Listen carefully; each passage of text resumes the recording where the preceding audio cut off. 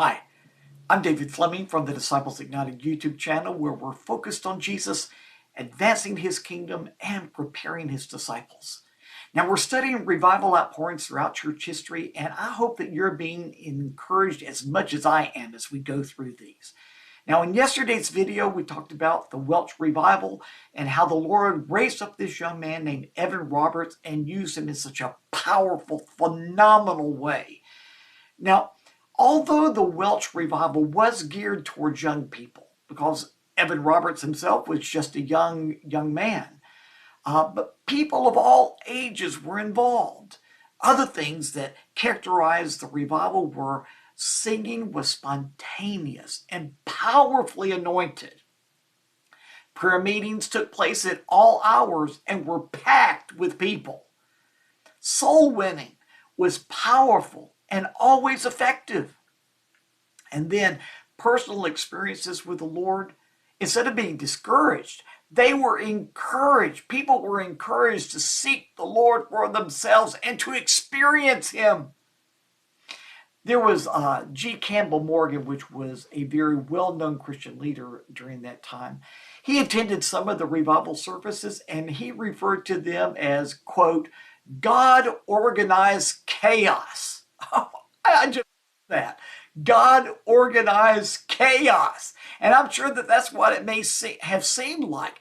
Everybody just having such an encounter with Jesus that affected them unto the very marrow of their bones. But yet, it was all organized because the Holy Spirit was doing it all. Now, others remarked that the lack of human leadership was one of the most unusual characteristics of the revival outpourings. In one of my books on revival, I found this quote: "The most extraordinary thing about the meetings which I attended was the extent in which they were absolutely without any human direction or leadership. We must obey the Spirit," was the watchword of Evan Roberts. And it was said of Evan Roberts that he was as obedient as the humblest of his followers.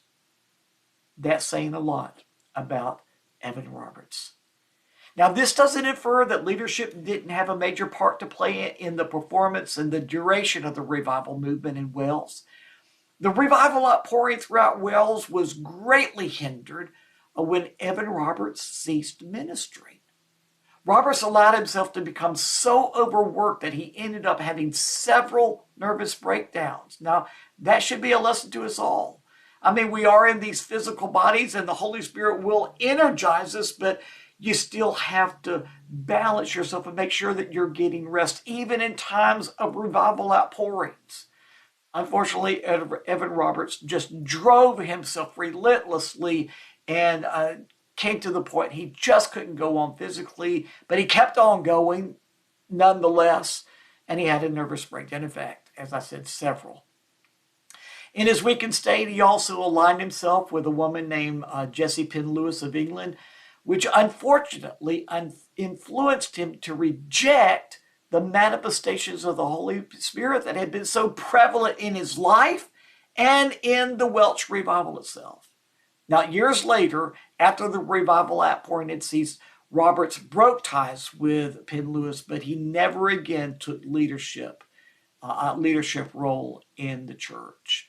She had a great following at that time, but unfortunately, Evan Roberts became one of them, and she was against any Pentecostal outpourings or signs and manifestations of the Holy Spirit, and she influenced him to just discount all that God had done in his life.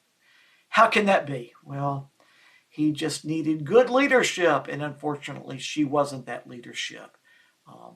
But that should teach us, even when God is using you in a revival outpouring, align yourselves with wise leadership that know the moving of the Holy Spirit and are based in the Word and focused on Jesus, because you're going to need it, as we all will. Oh, we'll see you tomorrow.